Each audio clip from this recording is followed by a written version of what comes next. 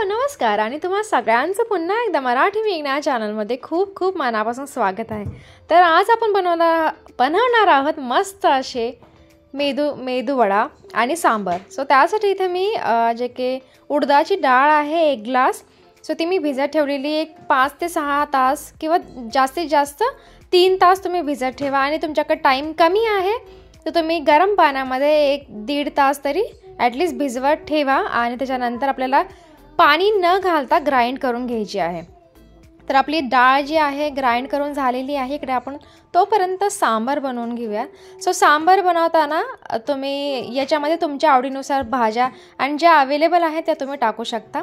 So इथे मी pumpkin घेतलेला आहे जो की दुधी भोपळा, जो की उपवासाचा भोपळा किंवा दुधी भोपळा असेल तो दुधी भोपळा टाकला तरी चालेल।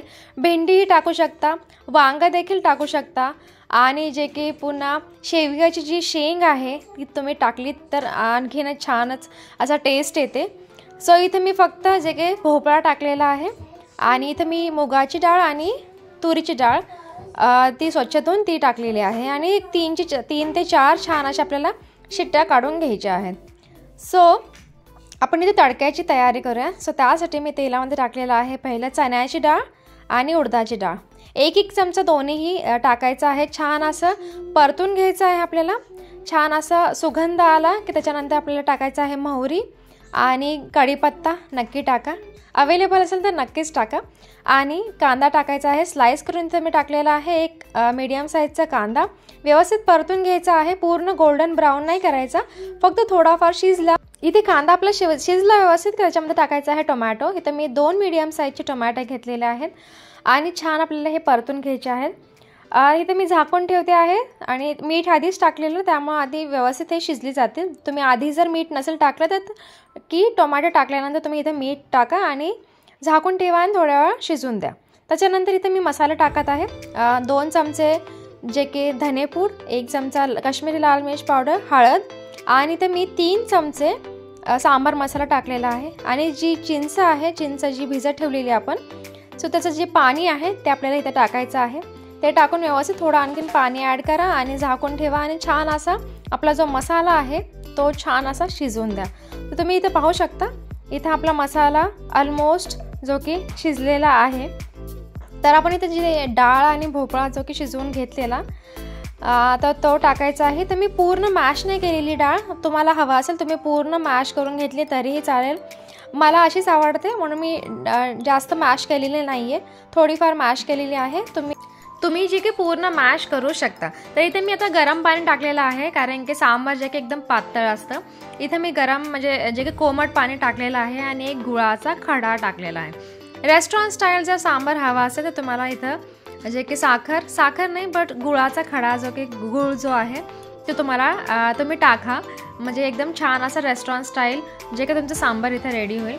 इथे मी चवीनुसार मीठ ॲड करत आहे, व्यवस्थित मिक्स करायचं आहे आणि छान अशी उकळी काढून घ्यायची आहे। आणि इथं आपलं सांबार जे की रेडी आहे, खूप टेस्टी असं बनलेलं, नक्की ट्राय करून पहा तुम्ही देखील ह्याची रेसिपी। तुम्ही इथं लास्टला जे की कोथिंबीर गार्निश करू शकता बट तशी काही गरज नाही, खूप टेस्टी असंच बनतं। आता आपली आहे वडा बनवायची बारी। तर इथं आपलं वड्याचं जे की पीठ आहे, मेदू वड्याचं पीठ आपण ऑलरेडी जे की मिक्सरमध्ये ग्राइंड करून घेतलं होतं। आता आपल्याला हे छान फेटून घ्यायचं आहे, तुम्ही हाताने देखील फेटू शकता, मी चमच्याने फेटत आहे। हात दुखतील तुमचे बट वडे जे आहेत ते एकदम छान बनतील।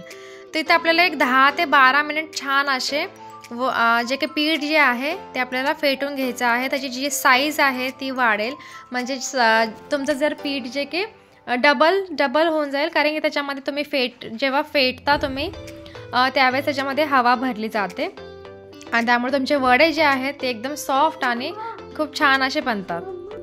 तर आता आपण इथे वडे बनवायचे आहेत। हाताला जे की पाणी लावून घ्या, दोन्ही हाताला।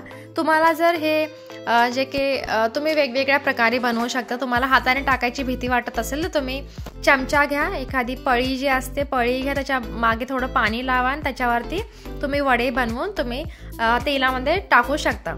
नाहीतर तुम्ही जी चहाची गाळणी आहे त्याच्यावरती देखील थोडं पाणी लावून तुम्ही त्याच्यावरती देखील वडा बनवून तुम्ही टाकू शकता, किंवा आजकाल जे की वडा बनवायचे मशीन देखील येतात तसं देखील तुम्ही बनवू शकता. बट हाताने बनवायची इझी प्रोसेस आहे आणि छान बनतात.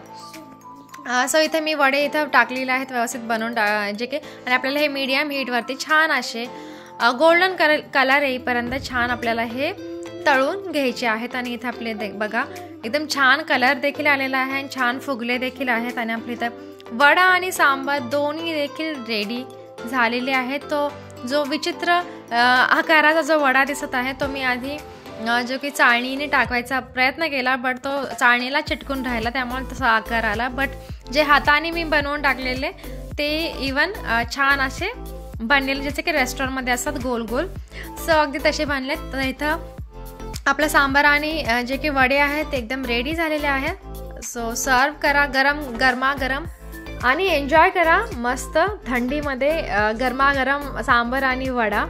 तर आपण भेटूयात नेक्स्ट व्हिडिओमध्ये. तोपर्यंत मस्त राहा, एन्जॉय करत राहा, मस्त खात राहा आणि माझ्या व्हिडिओज पाहत राहा. बाय.